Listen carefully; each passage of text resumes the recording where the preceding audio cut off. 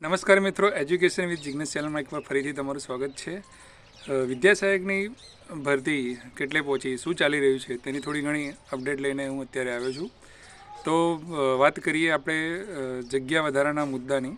તો અત્યારે વિદ્યા સહાયક ભરતીમાં જગ્યા વધારો થાય એના માટે ઘણા બધા ઉમેદવારો દ્વારા ખૂબ જ સરાહનીય પ્રયત્નો થઈ રહ્યા છે. ખાસ કરીને ગઈકાલની આપણે વાત કરીએ તો 26/11ના રોજ ગાંધીનગરમાં એક રેલી યોજાઈ અને મોટી સંખ્યામાં ટેટ 1 પાસ ઉમેદવારો એ રેલીમાં પોતાની માગણી સાથે જોડાયા. હવે એ લોકો કેમ જોડાયા, શું માગણી છે એમની, તો એની વાત કરીએ તો થોડાક સમય પહેલાં જ્યારે આ ભરતીનું નોટિફિકેશન આવ્યું ત્યારે ટેટ 1માં 5000 જગ્યાઓનું જાહેરાત આવી છે, બરાબર ને. તો 5000 જગ્યાઓની જે જાહેરાત આવી છે ટેટ 1માં, એની સામે ઉમેદવારોનું કહેવું એવું હતું કે 15000થી વધુ જગ્યાઓ ખાલી છે, તો શા માટે 5000 જ જગ્યા ભરવામાં આવી રહી છે, જ્યારે ટાટ સેકન્ડરી હોય, ટાટ હાયર સેકન્ડરી હોય કે 6 થી 8 હોય, એમાં ખૂબ જ મોટા પ્રમાણમાં મહેકમ ભરવામાં આવી રહ્યું છે. તો 1 થી 5 જે પાયાનું શિક્ષણ છે એની અંદર શા માટે નહીં? તો ત્યારે શિક્ષણ મંત્રીએ અમને એવું કહ્યું હતું કે તમે કોઈ ઓથેન્ટિક માહિતી લઈને અમારી પાસે આવો, તમારી પાસે શું પુરાવો છે? તો ઉમેદવારો 26/11 એટલે કે ગઈકાલે આરટીઆઈ કરીને માહિતી મેળવેલી હતી એમને, અને 16181 જેટલી જગ્યાઓ 31/7 પ્રમાણે 1 થી 5માં ખાલી છે. તો તે લઈને શિક્ષણ મંત્રી પાસે ગયા હતા, એમને રેલી યોજી હતી, સૂત્રોચ્ચાર કર્યા હતા, અને મળતી માહિતી મુજબ શિક્ષણ મંત્રીને એમને આવેદન પણ આપ્યું, એમને મળ્યા છે અને એમને ખૂબ જ પોઝિટિવ રિસ્પોન્સ પણ આપ્યો છે એ વાત ઉપર વિચાર કરવાનો. તો 1 થી 5માં જગ્યા વધારો લગભગ થઈ શકે છે, કેમ કે એમાં જગ્યાના પ્રમાણમાં ખૂબ જ ઓછી ભરતી આપેલી છે.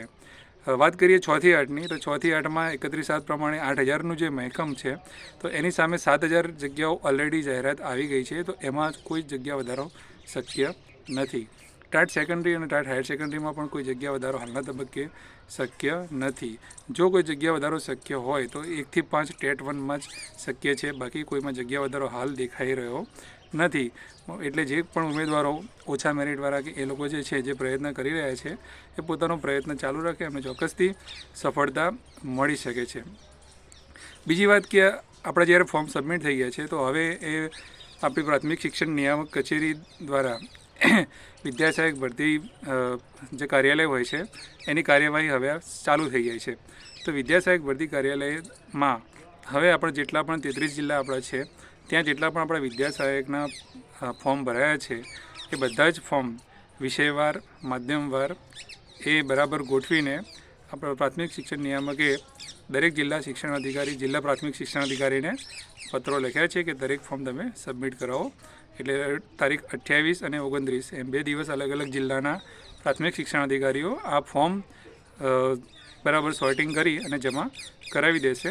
તો વિદ્યા સહાયક ભરતી કાર્યાલય ઉપર મિત્રો આપણા જે ફોર્મ છે એ દરેક ફોર્મની ખૂબ જ ઝીણવટપૂર્વક ચીવટતાથી ચકાસણી થશે, એના ડોક્યુમેન્ટની ચકાસણી થશે, બરાબર. એ દરમિયાન કોઈક ક્ષતિ કે એવું કંઈ હોય, બરાબર, તો આપણો જે કોઈ પણ મોબાઈલ નંબર આપણે ત્યાં એડ કરેલો છે આપણે જ્યારે રજિસ્ટ્રેશન વખતે, એ હંમેશા આપણે એક્ટિવ રાખવાનો રહેશે. બની શકે છે કે આપણો કોન્ટેક્ટ થઈ શકે, કદાચ એવું કોઈ બને તો. લગભગ તો વેરિફિકેશન આપણું થયું છે ડોક્યુમેન્ટનું, એટલે એમાં કંઈ હોતું નથી, પણ કામચલાઉ મેરિટ આવે એ પહેલાં થઈ શકે છે. તો આ ડોક્યુમેન્ટની જ્યારે ચકાસણી બધી પૂરી થશે ત્યારે એ લોકો એક કાચું PML લિસ્ટ મૂકશે, અને એ લિસ્ટ પરથી આપણે વિદ્યા સહાયક ભરતીમાં જેટલું પણ મેરિટ, મતલબ કે ટેટ 1 છે કે 6 થી 8નું વિષયવાઇઝ છે, એ આપણને ખ્યાલ આવી જશે. અને એના પછી જો કોઈ સુધારો વધારો હોય તો એના માટે સમય આપવામાં આવશે. તો જગ્યા વધારો બાબતે અને વિદ્યા સહાયક ભરતી કેટલે પહોંચી એના વિશે હાલ આટલી અપડેટ છે. આગળ શું થશે, કંઈક પહોંચશે તો આપણે નવા વિડીયો સાથે જરૂરથી મળીશું. ત્યાં સુધી જય હિન્દ, જય ભારત.